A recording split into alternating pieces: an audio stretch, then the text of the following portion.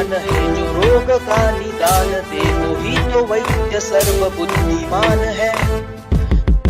ये वेद का जो ज्ञान है, जो रोग को बिगाड़ दे वही तो द्रव्य सर्व शक्तिमान है।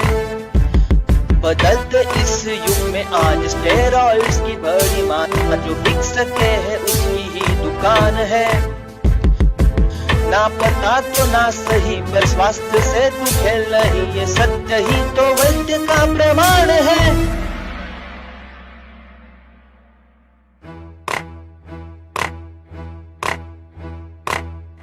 ऋषियों के तप से, महामुनियों के जप से ये शास्त्र आर्यवर्त में प्रख्यात था। मुगलों के प्रहार से, अंग्रेजों के बार से ये ज्ञान सदियों से अज्ञात था। आज ये जो वक्त है, रोगी जो अशक्त है, भूले ज्ञान को आज तुम आकार दो। बल्य कर्म के लिए मांस रस ना कहे तो तक्र दुग्ध तैल के प्रकार दो। आयुर्वेद है प्रचंड, आयुर्वेद है प्रचंड। दुनिया एक पदार्थ पंचभूत से ही अर्थ, दोष धातु मल से मानवी आकार है। जितना जाए उतना सेवन, ना पसंद तो ना हो भोजन, उपवास भी चिकित्सा प्रकार है। जैसे नीम और हल्दी मध्य भी है औषधि, प्रकृति अनुसार तुम प्रमाण दो। स्वास्थ्य स्वस्थ है नहीं तो पंचकर्म ही करे, ये जाके आसमान में दहाड़ दो।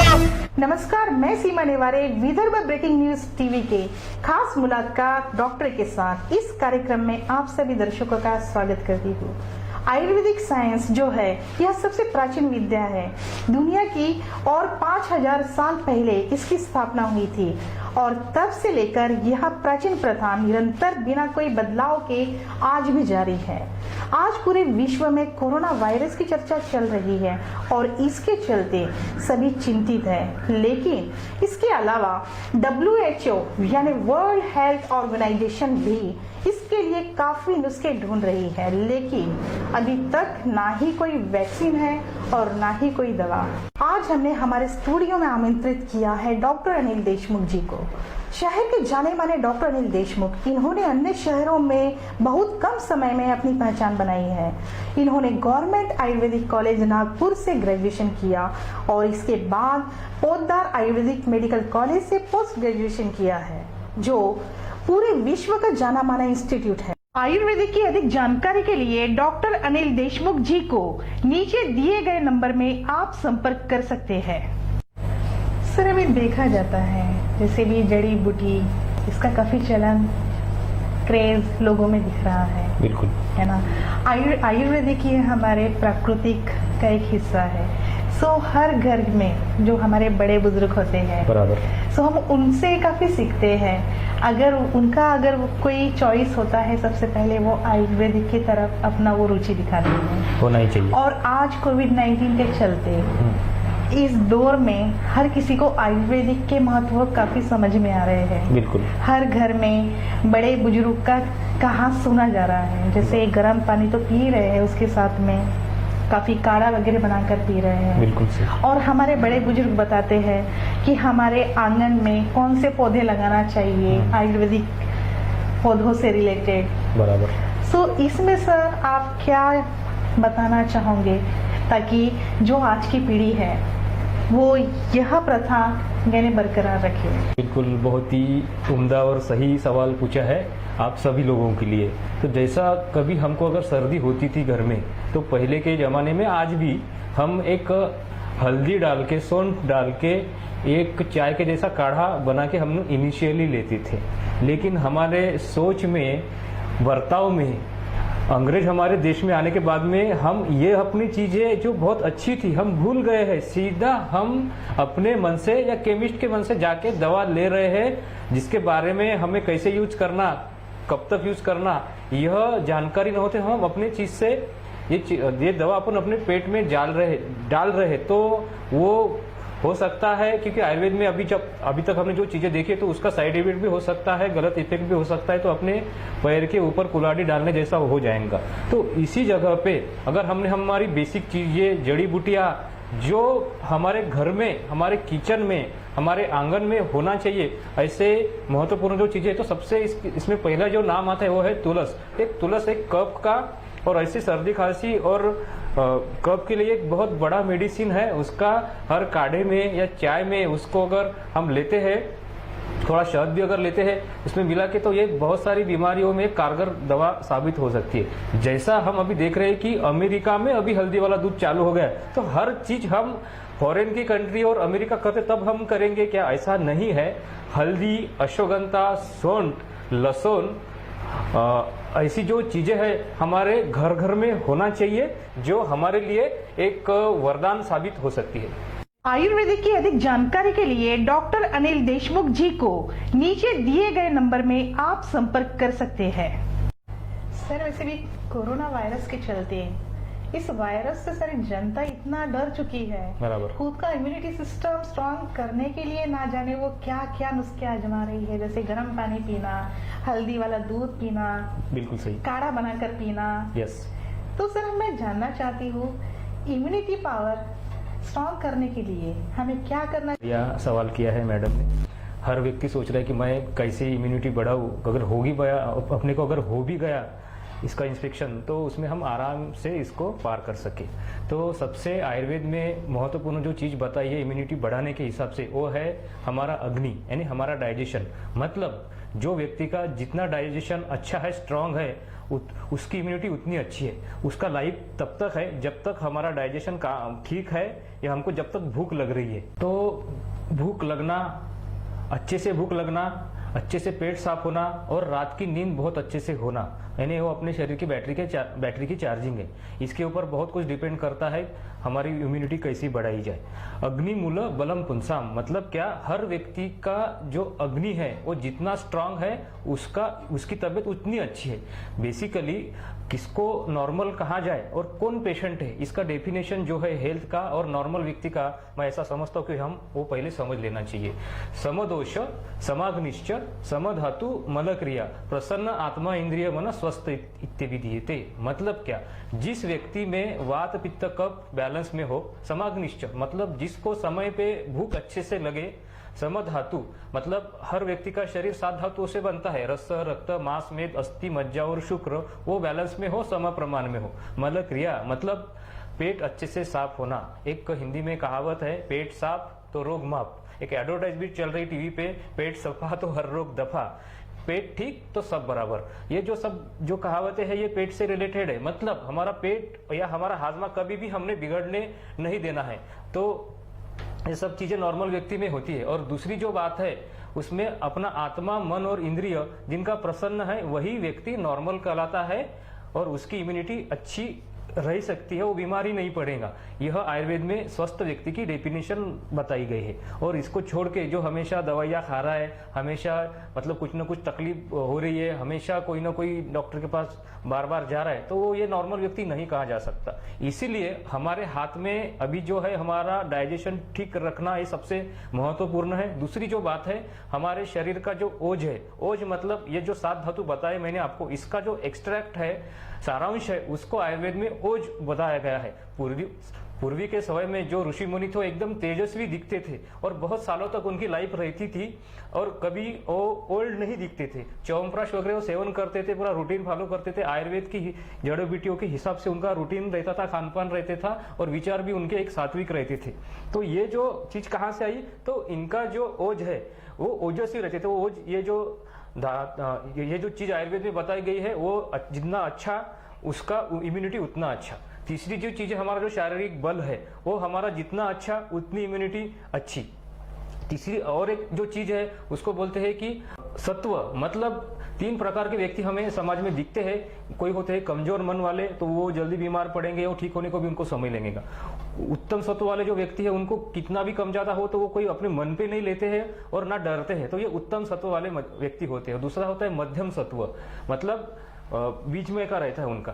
तो इस हिसाब से हमें हमारी मानसिक स्थिति हम जितनी मजबूत रखेंगे उन लोगों की इम्यूनिटी उतनी अच्छी रहेगी और ये कोरोना के दौर से वो लोग अच्छे से आसानी से पार कर जाएंगे।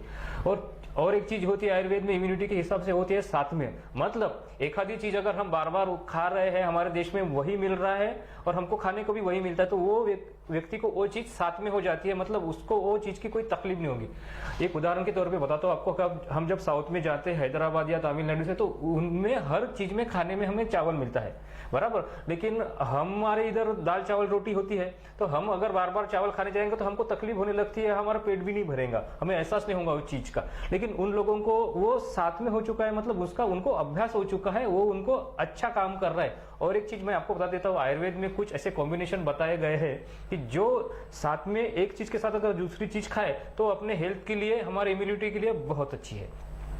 मतलब केला अगर घी के साथ खाया जाए तो बहुत अच्छा है, लेकिन जो मिल्क शेक वगैरह जो है जिसमें हम खट्टे फल मिला के जो चीज खाते हैं, ये अपोजिट कॉम्बिनेशन है, उसको विरुद्धाहार बोला गया है आयुर्वेद में। तो ऐसे बहुत सारे जो कॉम्बिनेशन आयुर्वेद में बताए गए हैं कि कौन सी चीज के साथ कौन सी चीज खाए तो अपने शरीर के लिए, अपने हेल्थ के लिए बहुत अच्छी है। और ऐसे बहुत सारे कॉम्बिनेशन है कि इसकी चीज के साथ ये अगर चीज खाए तो अपने लिए बहुत हानिकारक है।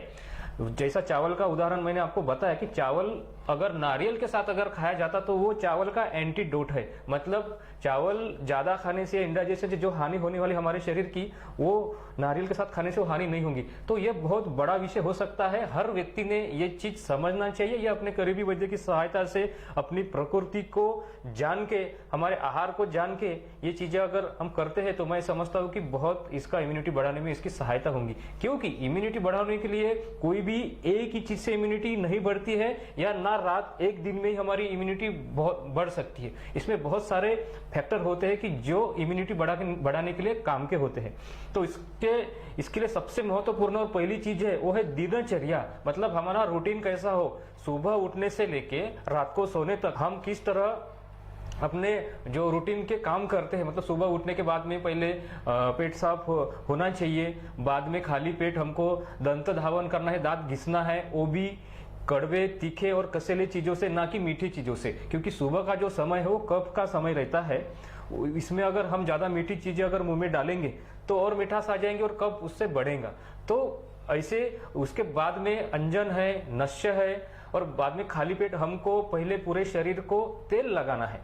अभ्यंगम आचरित नित्यम सजरा श्रम वातः दृष्टि प्रसाद पुष्टि आयु स्वप्न सूतक दाढ़ीकृत। मतलब क्या, मतलब आयुर्वेद जो साइंस है वो आप बीमार ही ना पड़े इसके लिए लिखा गया है।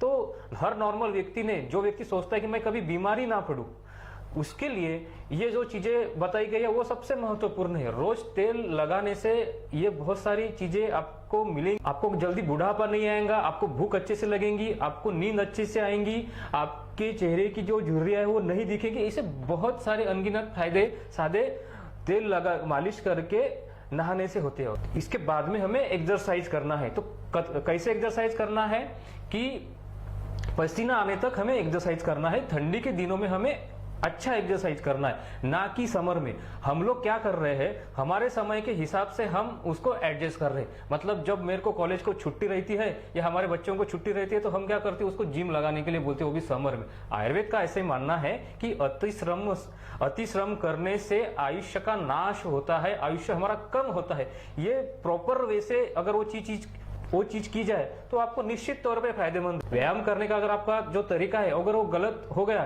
तो फायदा देने की वजह आपको नुकसान ही ज्यादा होने के चांसेस है। इसलिए ये चीज को बहुत ज्यादा महत्वपूर्ण है। और एक चीज होती है वो हमारा आहार, मतलब मराठी में कहावत है, आहारच तारी और आहारच मारी। तो हमारा शरीर ये नैसर्गिक चीज है, तो हमें नेचर की ही चीज खाने पीने की बहुत ज्यादा अच्छे से सूट होंगी, ना कि कोई भी आर्टिफिशियल या केमिकल चीज।